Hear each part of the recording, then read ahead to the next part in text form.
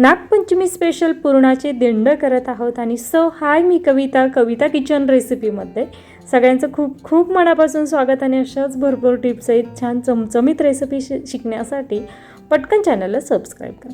तुम्ही पाहू शकता खूप छान आतून खूप सगळं पुरण भरलेले हे छान लुसलुशीत असे पुरणाचे दिंड तयार केलेले आहे।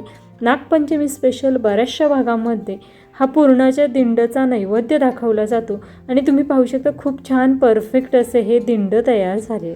पटकन रेसिपीला सुरुवात करू। त्यासाठी घेतलेली आहे 1 वाटी हरभरा डाळ छान 2 ते 3 पाण्याने स्वच्छ धुवून घेतली। कुकरमध्ये टाकलेली आहे, त्यामध्ये टाकायचं पाणी। त्यानंतर झाकण लावून अगदी 4 ते 5 शिट्ट्या करून मध्यम आचेवर ही डाळ छान मौसूद शिजवून घेऊ।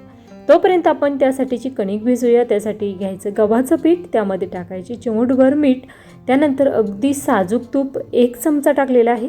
साजूक तूप या ठिकाणी सगळ्या पिठाला छान असं लावून घ्यायचं। त्यानंतर थोडं पाणी करून छान घट्टसर कणिक भिजवून घ्यायची। त्यानंतर छान ओला हात करून ही कणिक मौसूद अशी करून घ्यायची। हे पहा, अशा पद्धतीने सगळ्या पिठाला आपण व्यवस्थित असं हे साजूक तूप लावून घेतलेलं आहे। लगेचच ही कणिक भिजवून घेणार। कणिक तुम्ही कशा पद्धतीची भिजवता त्यावर देखील हे पुरणाचे दिंडाचं वरचं कोटिंग आहे तेवढं छान परफेक्ट तयार होणार। त्यामुळे ही कणिक भिजवताना जेवढी जास्त मळून घेता येईल तेवढी जास्त मळून घ्या। मी कणिक भिजवून घेते तोपर्यंत तुम्ही जे चॅनलला सबस्क्राईब केलं नसेल तर पटकन सबस्क्राईब करा, कारण माझ्या येणाऱ्या प्रत्येक रेसिपीची नोटिफिकेशन ही तुमच्या मोबाईलवर येईल। त्याचबरोबर अगदी तुम्हाला कोणती रेसिपी मी यूट्यूबवर शेअर केली ती समजण्यास मदत। कणिक छान भिजवून झाली, लगेचच आपण ती झाकून ठेवणार।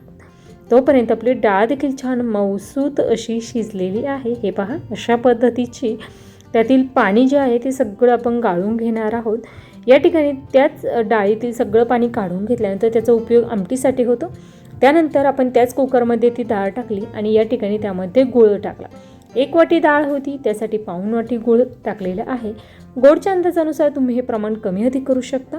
त्यानंतर छान घट्टसर असं पुरण होईपर्यंत हे परतवून घ्यायचं। भांड्याचा पसारा होऊ नये यासाठी त्या कुकरमध्ये शिजवल्यानंतर त्याच्यातच मी ही डाळ परतवून घेत आहे। अगदी छान परफेक्ट असं घट्टसर होईपर्यंत आपण हे पुरण परतवून घेतलं आणि या ठिकाणी लगेचच आपण ते चाळणीतून मॅशरच्या साहाय्याने छान मॅश करून घेणार, जेणेकरून आपल्याला पुरणाचे दिंड करण्यासाठीचं हे पुरण तयार होईल। हे पहा, अशा पद्धतीने व्यवस्थित असं मॅश करायचं आणि सगळ्यात महत्त्वाची टिप्स म्हणजे हे पुरण गरम असतानाच मॅश करायचं, जेणेकरून ते पटपट गरम असताना मॅश होतं, थंड झाल्यानंतर ते मॅश पटकन होत नाही। हे पहा, अशा पद्धतीने आपण त्याच कुकरमध्येच ही चाळण ठेवलेली आहे आणि त्यातच हे छान असं मॅश करून घेणार।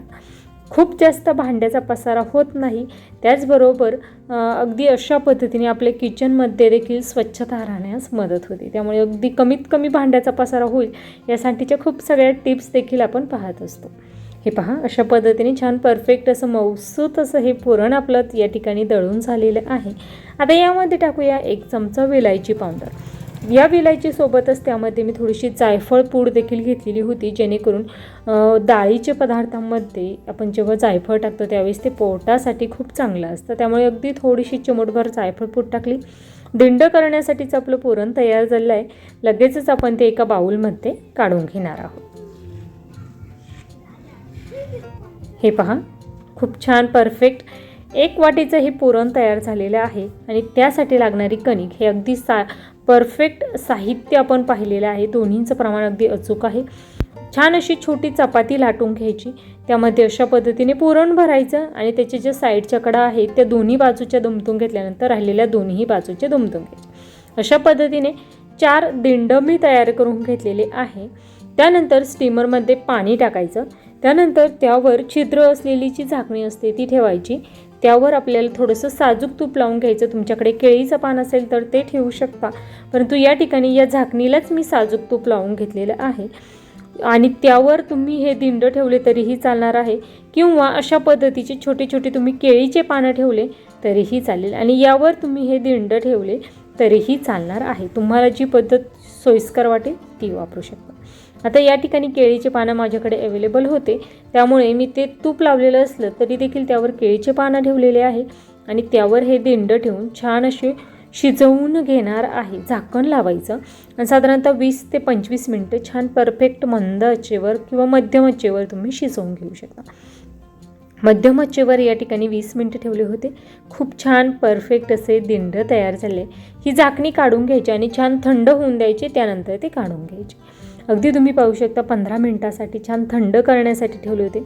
नागपंचमी स्पेशल वेगवेगळ्या भागांमध्ये नैवेद्यासाठी वेगवेगळ्या रेसिपीज तयार केल्या जातात. अगदी खीर कानुलेची रेसिपी देखील आपण या अगोदर पाहिलेली आहे आणि नागपंचमी स्पेशल ज्वारीच्या लाह्या कशा करायच्या त्याची रेसिपी आपण उद्याच्या भागामध्ये पाहणार आहोत. त्यामुळे चॅनलला पटकन सबस्क्राईब करून ठेवा. हे पहा, खूप छान भरभरून पुरण भरलेले हे आपले दिंड तयार झाले आहे. वेळात वेळ काढून माझी रेसिपी शेवटपर्यंत पाहिल्याबद्दल धन्यवाद.